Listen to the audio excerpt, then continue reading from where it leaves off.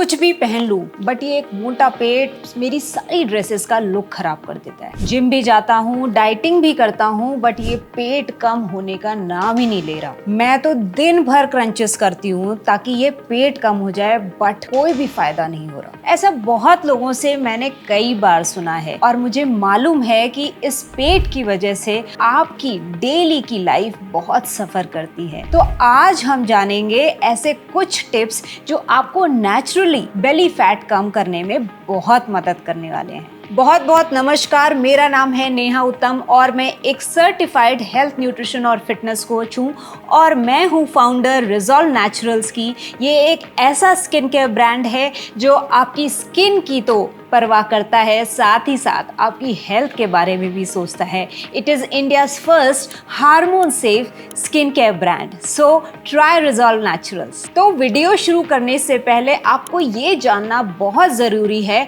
कि belly fat अमूमन 3 तरीके का होता है। पहला बेली फैट होता है वो होता है आपकी लाइफस्टाइल इंड्यूस्ड, मतलब कि आपकी लाइफस्टाइल की वजह से। सेकेंड बेली फैट होता है due to hormonal imbalances and third is because of the genetics. So let's understand each in detail and what is the solution to get rid of this stubborn belly fat. So पहला है lifestyle induced belly fat. As the word says, lifestyle.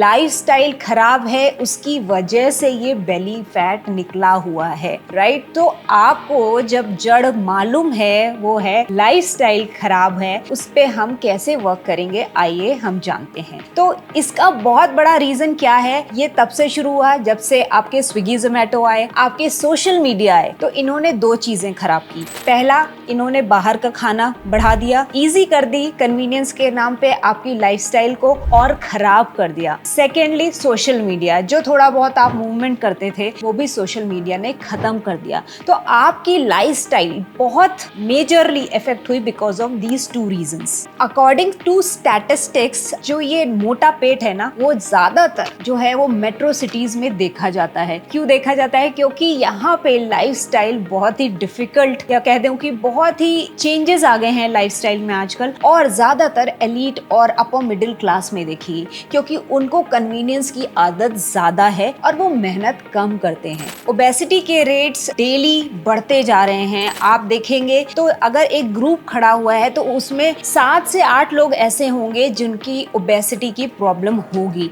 मैं खुद देखती हूँ, जब भी मैं किसी कॉमन प्लेस में सोशल गैदरिंग में जाती हूँ तो मोटापे से ग्रस्त लोग ज्यादा दिख जाते हैं। वो देखने में तो खराब लगता ही है, साथ ही साथ बहुत सारे हेल्थ इश्यूज भी उसके साथ साथ आपको कॉम्प्लीमेंट्री मिलते हैं। तो इसका बहुत बड़ा रीजन है, जैसे मैंने पहले बताया, कि बाहर का खाना बढ़ता जा रहा है। तो instead of eating outside food, हम जब घर में खाएं वो चीजें तो वो बेहतर हो जाती हैं। पहले के टाइम पे लोग मेहनत ज्यादा करते थे, फिजिकल लेबर बहुत ज्यादा था, छोटी सी छोटी चीज के लिए भी चल के जाना पड़ता था। और साथ ही साथ जब वो मंचिंग करते थे, मतलब जब उन्हें भूख लगती थी, तो या तो वो घर का खाना खाते थे या स्नैक्स के तौर पे, या तो स्प्राउट्स खा लिया, भुना चना खा लिया, या ड्राई फ्रूट्स खा लिए, या फिर फ्रूट्स जो अवेलेबल थे सीजनल वो खा लेते थे। सो आज के टाइम पे ज्यादा से ज्यादा पैकेज्ड फूड, तला भुना खाना, और ये जो इजी फूड ऑप्शंस हैं, जैसे कि फ्रोजन चीजें आ रही हैं, आपने बस डाला अपने माइक्रोवेव में या अपने ऑयल में उसको फ्राई कर लिया, ये चीजें हमारी लाइफस्टाइल को बहुत बुरी तरह से हैम्पर कर रही हैं। इसीलिए आप देखोगे कि छोटे छोटे बच्चों में भी आजकल ओबेसिटी की प्रॉब्लम बढ़ती जा रही है, and that is the reason you see lot of doctors, जो बच्चों के डॉक्टर्स थे पहले वो भी नहीं होते थे। पहले हमने देखा पीडियाट्रिशियंस आए, फिर हमने देखा उसमें भी स्पेशलाइजेशंस आ गए। क्यों आ गए? क्योंकि ये प्रॉब्लम्स बढ़ती जा रही हैं। तो फूड ऑप्शंस बढ़े, कन्वीनियंस बढ़ी, आपके पास चॉइसेस बढ़ गई, लेकिन कम एक ही चीज हुई, वो थी आपका मूवमेंट। आपने चलना कम कर दिया, आपने फिजिकल लेबर खत्म कर दिया, अपनी लाइफस्टाइल को और सीडेंट्री बना दिया, जो आपके इस मोटे पेट का बहुत बड़ा रीजन है। सो पहले के टाइम पे अगर किसी को पानी भी चाहिए होता था, एक सिंपल सी डेली नीड की जरूरत है, उसके लिए भी लोग इतना चल के जाते थे या इतनी मेहनत करते थे, जैसे कि हैंड पंप या कुएं से जो पानी निकालते थे, विच इज इक्विवेलेंट टू हमारा शायद आज का 30 मिनट का वर्कआउट वर्कआउट के बराबर। तो हम वो 30 मिनट का वर्कआउट भी नहीं कर रहे हैं जो पहले के टाइम पे एक सिंपल सी एक्टिविटी के बराबर थी। तो अगर हम ये चेंजेस अपनी लाइफस्टाइल में कर लें कि ऑन डेली बेसिस हम फिजिकल मूवमेंट करें, अगर हम एक्सरसाइज का टाइम नहीं निकाल पा रहे हैं तो हम ऑल्टरनेटिव्स ढूंढें कि हमें सीढ़ियां यूज करनी है, लिफ्ट नहीं यूज करनी, हम जब फोन पे हैं तो वॉक करते रहें, हम शाम को टाइम निकाल के अगर वॉक पे जाते हैं तो चिट चैटिंग ना करके एक माइंडफुल वॉक करें ताकि हमारे शरीर को समझ में आए कि हाँ मूवमेंट हो रहा है। तो इस तरह की छोटी छोटी हैबिट्स हैं जो हमारे जीवन में बहुत बड़ा बदलाव ला सकती हैं। तो आज की लाइफस्टाइल कैसी हो गई है कि दिन शुरू नहीं हुआ कि हाथ में चाय का कप होता है, साथ में प्रोसेस्ड फूड बिस्किट आपके हाथ में होता है, ब्रेकफास्ट किया नहीं कि लंच तैयार होता है, उसके लिए मेहनत नहीं करनी पड़ती। हाँ, आंखें जरूर हम फोड़ते हैं जब लैपटॉप्स के सामने बैठ के ऑफिस में काम करते हैं, बट फिजिकल मेहनत खत्म हो चुकी है। तो अगर कोई पार्टी आ गई तो उसमें हम माइंडलेसली खाते हैं, ये नहीं सोचते कि हाँ ये हमारा ही शरीर है जिसको हम इफेक्ट कर रहे हैं। वीकेंड आया तो इतना खाएंगे कि हफ्ते भर कुछ अच्छा भी खाया है तो उसका असर खत्म हो जाएगा और जो वीकेंड पे चीजें खाई हैं वो हावी हो जाएंगी। तो अगर आप देखो तो वीकेंड भी आजकल बहुत लंबा हो गया है। पहले वीकेंड का मतलब होता था संडे, अब सैटरडे भी उसमें आ गया और साथ ही साथ फ्राइडे भी आ गया है। तो आपने फ्राइडे को भी खाना शुरू किया शाम से, आपने सैटरडे भी खाया और आपने संडे खाया। सो बेसिकली देखा जाए तो मोटा मोटा आपने 2.5 दिन का ब्रेक ले लिया out of 7 days, which is like a major chunk. जबकि रूल के हिसाब से कोई भी दुनिया में कोई भी चीज है, अगर आपने 80% अच्छी चीज की है तो आप 20% खराब भी करेंगे तो आपकी वो चीज इतनी इम्पैक्ट नहीं होती। बट हम यहाँ पे बहुत ज्यादा अपनी बॉडी पे ओवरलोड कर रहे हैं विद बैड कैलोरीज। मैं ये नहीं कह रही कि कैलोरीज खराब हैं, कैलोरीज लोगे तो मोटापा बढ़ेगा, बट बैड कैलोरीज लोगे तो मोटापे के साथ साथ हेल्थ इश्यूज, बड़ी बड़ी बीमारियां इनएविटेबल हो जाएंगी और आपके जिंदगी में और भी प्रॉब्लम्स आएंगी। तो सोल्यूशन क्या है इस प्रॉब्लम का? सिंपल सा सोल्यूशन है कि जैसे आपका मोबाइल कभी कभी ओवरलोडेड हो जाता है ना, बहुत सारा डेटा हो गया, बहुत सारी चीजें हो गई तो वो हैंग हो जाता है। तो what do? You switch it of, you restart your phone. Exactly वैसे ही हमें अपने डाइजेशन को थोड़े टाइम के लिए विराम देना पड़ेगा, उसे रोकना पड़ेगा सो दैट वो वापस से रिजुवेनेट होके अच्छे से काम करना शुरू करे। अब इसके लिए आपको क्या करना पड़ेगा? इसके लिए आपको खाना थोड़ी देर के लिए रोकना पड़ेगा। जो लोग कंटिन्यूस खाते हैं ना, आपने सुना होगा बहुत बार डॉक्टर्स भी ऐसा बोलते हैं कि छोटे छोटे मील्स खाइए, दिन में मल्टीपल बार खाइए बट छोटे छोटे मील खाइए। बट ऐसा बिल्कुल भी नहीं करना चाहिए। इसका उल्टा होता है इनफैक्ट कि आपने दिन के मेजर 2 मील्स खा लिए, that is more than enough. So अगर हमारे खाने के बीच में गैप ज्यादा है तो that is good for your body. Why? Because आपके डाइजेशन को रेस्ट मिलता है और इसको अगर रीसेट करना है डाइजेशन को तो आप शुरू कर सकते हो इंटरमिटेंट फास्टिंग। अब ये टर्म तो बहुत जैजी सा लगता है इंटरमिटेंट फास्टिंग, क्योंकि वेस्ट से आया है, बट अगर आप देखो तो हमारे पुराने टाइम में दादी नानी सब फास्ट करते थे, बट तब कोई इसको इतना नहीं समझता था क्योंकि रिलीजियस तरीके से समझाया जाता था। साइंस लोगों को नहीं समझ में आती थी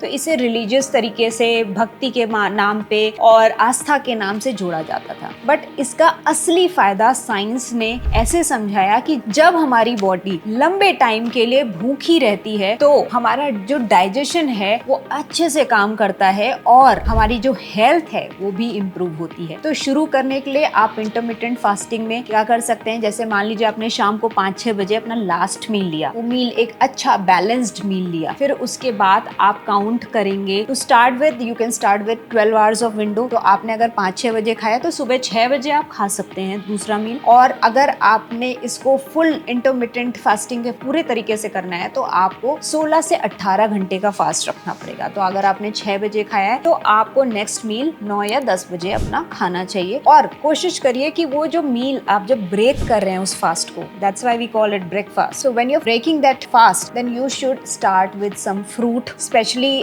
फ्रूट जो हो वो सीजनल हो। कोशिश करिए ऑरेंजेस या सिट्रस फ्रूट से ना करिए, किसी किसी को गैस्ट्रिक इश्यूज हो जाते हैं बिकॉज ऑफ दिस। और आप इसको शुरू कर सकते हैं सबसे सबसे अच्छा तरीका है कोकोनट वाटर से, because it is very light, good for digestion. तो जो सो रहा था, डाइजेशन आराम कर रहा था, रीसेट कर रहा था, उसको झटका नहीं लगेगा और वो अच्छे से रिवर्क करने के लिए तैयार हो पाएगा। तो इंटरमिटेंट फास्टिंग सिर्फ बेली फैट के लिए नहीं अच्छा है, ये साथ ही साथ आपके हेल्थ के लिए भी बहुत अच्छा है। सो आजकल जैसे आप देखोगे अल्जाइमर के इशू हैं, पार्किंसंस के इश्यूज हैं, बहुत बढ़ते जा रहे हैं। तो ऐसे पेशेंट्स जो सीनियर सिटीजन्स भी हैं, उनको अगर ऐसे इश्यूज हैं तो उन्हें फास्टिंग जरूर करनी चाहिए। आई एम नॉट सेइंग कि उन्हें लॉन्ग पीरियड की फास्टिंग करें, छोटे छोटे टाइम से शुरू करें, तो ये फास्टिंग धीरे धीरे उसको बढ़ा के एक पर्टिकुलर लेवल पे आप ला सकते हैं, तो उनको बहुत फायदा होगा इससे। इससे क्या होता है कि जब आप एक लिमिटेड टाइम, जैसे 16 घंटे की जो विंडो है उसमें आपने फास्टिंग की, तो क्या होता है आपकी बॉडी में ना ऑटोफेजी नाम का एक कह सकते हैं मैकेनिज्म है, वो इंड्यूस हो जाता है। वैसे तो ऑटोफेजी होती रहती है, बट उस टाइम पे काफी एग्रीवेट हो जाता है। तो वो क्या करता है, क्योंकि हमारी सेल्स भूखी होती हैं और खाना नहीं आ रहा है हमारे पास, तो क्या होता है जो अच्छी सेल्स है ना, हमारी बुरी सेल्स पे ही फीड करने लगती है, उन्हें ही खाने लगती हैं। So it's a very beautiful mechanism जहाँ पे हमारी बॉडी खुद ही हील होने लगती है। तो कोई हेल्थ इशू है तो आप अगर इंटरमिटेंट फास्टिंग करते हैं तो आपको उसके बेनिफिट्स खुद ब खुद दिखने शुरू हो जाएंगे। तो आपको ये तो समझ में आ गया कि इंटरमिटेंट फास्टिंग करने से आपके बेली फैट में कितना बड़ा डिफरेंस आ सकता है। तो आप सोचो, अगर इतनी छोटी सी फास्टिंग करने के लिए, इतनी छोटी सी फास्टिंग की आपने, उससे इतने बड़े बड़े बेनिफिट्स मिल रहे हैं, तो अगर आपने एक healthy lifestyle on daily basis शुरू कर दी तो आपकी बॉडी में क्या चेंजेस आएंगे। आप रिवर्स एजिंग करने लगोगे, आपका बेली फैट तो कम हो ही जाएगा, साथ ही साथ आपकी एनर्जी लेवल्स बढ़ जाएंगे, लोग आपको देखेंगे और आपको कॉम्प्लीमेंट देंगे कि आप क्या कर रहे हो ऐसा जिसकी वजह से आप इतना ग्लो कर रहे हो। So try that and let me know in comments कि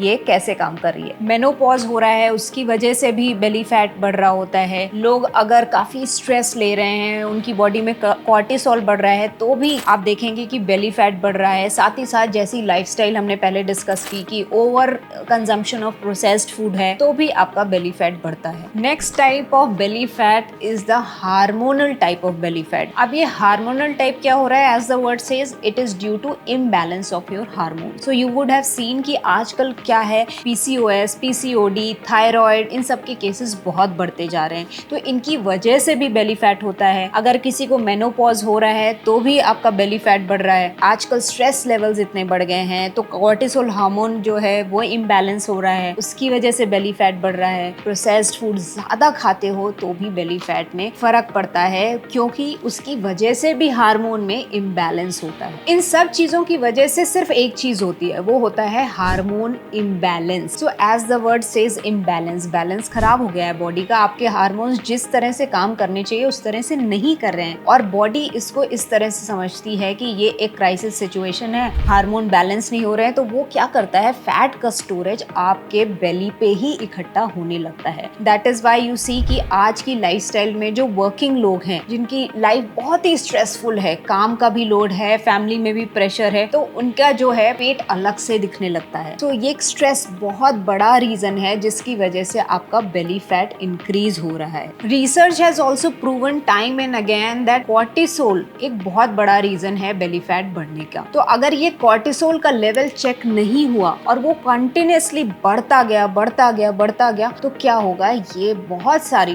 लाइफस्टाइल इश्यूज आपकी बॉडी में लाएगा, जैसे कि हाइपरटेंशन हो गया, आपका जो शुगर लेवल्स हैं वो बॉडी में बढ़ने लगेंगे, साथ ही साथ और भी जितने हार्ट रिलेटेड इश्यूज हैं वो भी आने लगते हैं। So it's all inter related. ये हमारी जो बॉडी है ना, वो कोई पार्ट या ऑर्गन नहीं है, वो क्या है, वो मिक्स ऑफ ऑर्गन्स है। We are a structure. यहाँ हार्ट है, यहाँ लिवर है, किडनीज हैं, ये सब क्या है, आपस में जिसे हिंदी में कहते हैं ना, सामंजस्य बना के चल रही है। तो क्या होता है कि कोऑर्डिनेटेड वे में जब ये काम करते हैं तो हेल्दी रहते हैं, लेकिन अगर एक भी इम्पैक्ट किया ना तो वो दूसरे पे इम्पैक्ट करती है। तो हमें क्या करना है, हमें एक अच्छी लाइफस्टाइल फॉलो करनी है, रेगुलर मूवमेंट्स करने हैं, अच्छा खाना खाना है, घर से बना हुआ हो तो बेटर हो, और वही रूल चलाना है 80-20। 80% अच्छा करेंगे, 20% थोड़ा बहुत गलत भी खा लिया तो कोई बुराई नहीं है। सो जैसे पहले पॉइंट पे हमने डिस्कस किया था, यहाँ पे भी सेम चीजें एप्लीकेबल होती हैं कि हमें हेल्दी लाइफस्टाइल करनी है, हमें वीक में 3 से 5 दिन का वर्कआउट करना है। कोशिश करिए जो वर्कआउट्स है ना, आपके मिक्स ऑफ वर्कआउट्स हो। साथ ही साथ एक बहुत ही इंपॉर्टेंट चीज जिसे हम मिस कर जाते हैं, हमारी स्लीप। अगर हमारी स्लीप पूरी नहीं है, मतलब आपने स्लीप का जो टाइमिंग है वो 7 से 8 घंटे नहीं है। दूसरा, अगर आपकी स्लीप राइट टाइम पे नहीं है और आपकी स्लीप की क्वालिटी कैसी है, ये 3 चीजें बहुत ज्यादा मैटर करती हैं इस केस में। तो आपको 7 से 8 घंटे की नींद लेनी है। कब लेनी है? कोशिश करिए 10 से 11 मैक्सिमम आपको सो जाना चाहिए और 7 घंटे की नींद पूरी करके ही उठना चाहिए। और क्वालिटी ऑफ स्लीप से मतलब है कि अगर आपकी नींद रात में 1, 2, 3 बार टूटती है किसी भी रीजन से, या आपको यूरिनेशन है करना है, या आपको उलझन हो रही है, या गर्मी लग रही, फॉर एनी रीजन, तो वो क्वालिटी स्लीप नहीं होती है। सो बी वॉचफुल, बी माइंडफुल कि आपकी जो नींद है वो कैसी है। अगर वो सही नहीं है तो ये बेली फैट कभी कम नहीं हो सकता। तो इसको सही करने के लिए भी बहुत सारे तरीके हैं। जैसे आप इनिशियली 2 से 5 मिनट का मेडिटेशन शुरू कर सकते हैं। रात में सोने से पहले स्क्रीन टाइम कम कर सकते हैं। पूरी दुनिया जानती है कि इसको कम करने से नींद अच्छी आती है, क्योंकि जब आप स्क्रीन के सामने हैं तो मेलाटोनिन हार्मोन जो है वो इफेक्ट होता है, उसकी वजह से आपकी नींद सही नहीं होती। और साथ ही साथ आप क्या कर सकते हैं कि रूम की जो लाइट्स हैं उनको डिम कर दीजिए, सूदिंग सम म्यूजिक प्ले कर दीजिए, ताकि एक पूरा एनवायरनमेंट सेट हो जाए जिससे बॉडी को पता चले yes it's time to sleep now. और बहुत लोगों की आदत होती है कि वो जो कपड़े पहने हैं वही कपड़े आए और पहन के सोने की कोशिश करते हैं। That is also not good. Your body should understand that it is sleeping time. तो change into comfortable clothing, preferably cotton के ढीले कपड़े हों तो बहुत ही बेटर होता है। आयुर्वेदा के हिसाब से तो अगर आपने कपड़े नहीं पहने, एक भी कपड़ा शरीर पे नहीं पहना है, तो वो सबसे अच्छा तरीका होता है सोने का, क्योंकि आपकी बॉडी अच्छे से ब्रीथ कर पाती है। अगर आपने उसी जगह कोई मिक्स्ड कपड़ा पहन लिया, पॉलिस्टर या समथिंग एल्स, तो वो आपकी बॉडी को ब्रीदिंग में इफेक्ट करती है। सो बी वॉचफुल, बी माइंडफुल कि आप कैसे सोते हैं, आप कैसे चलते हैं, आप क्या खाते हैं। और फिर देखिए, ये अगर आपने रेगुलर 1-2 महीने कर लिया तो आपकी बेली फैट गारंटीड चली जाएगी। Now moving on to the third type of belly fat. ये किस वजह से होता है? ये जेनेटिकली बहुत लोगों को, कहते हैं ना, विरासत में मिला हुआ है। घर में यही होता आया है तो मुझे भी वैसे ही होता है। तो कभी कभी बहुत बड़े केसेस में ऐसा नहीं भी देखा गया है कि लोग कहते जरूर हैं क्योंकि मेरे फादर को डायबिटीज थी तो मुझे भी होगी, या मेरी मदर को ये हेल्थ इश्यूज था तो मुझे भी होगा। तो बहुत लोग ऐसा सोचते हैं कि उनके घर में ये पैटर्न है कि जो फैट डिपोजिशन है ना वो उनके टमी में ही होता है, बेली फैट में ही ज्यादा दिखता है। तो ये कुछ मामलों में सही भी होता है, लेकिन इसको भी कम किया जा सकता है। जो मेहनत होती है वो थोड़ी ज्यादा होती है, बट ऐसा नहीं है कि ये काम नहीं करता। तो इसको समझने के लिए बहुत सिंपल सा तरीका है कि अगर आप देखें कि किसी की बॉडी पूरी लीन है, पूरी पतली दुबली है, ठीक है, बट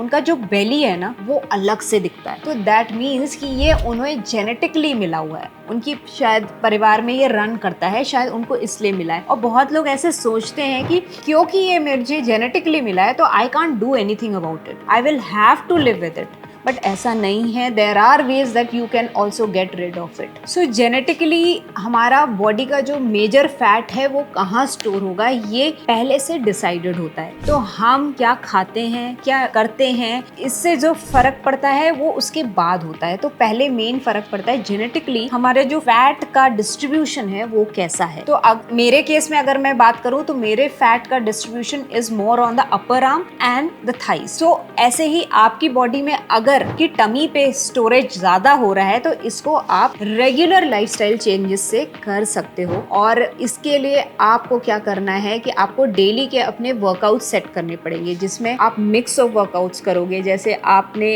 हफ्ते के 2 से 3 दिन स्ट्रेंथ ट्रेनिंग कर दी, आपने कार्डियो को अपने रूटीन का मेजर पार्ट बनाया, और साथ ही साथ आपने पिलाटे भी किए। तो जब भी आप मिक्स ऑफ वर्कआउट करते हो ना, और आपको याद रखना है कि आपके जो कोर है, जो आपका ये पार्ट है, कोर का पार्ट है, वो हमेशा इंगेज्ड रहे। इन चीजों को रेगुलरली करने से आपका जो बेली फैट है ना वो काफी हद तक कम हो जाता है। और याद रहे कि ये कोई मेडिकल ट्रीटमेंट नहीं है कि आपने महीने भर किया और नहीं हुआ और आपने छोड़ दिया।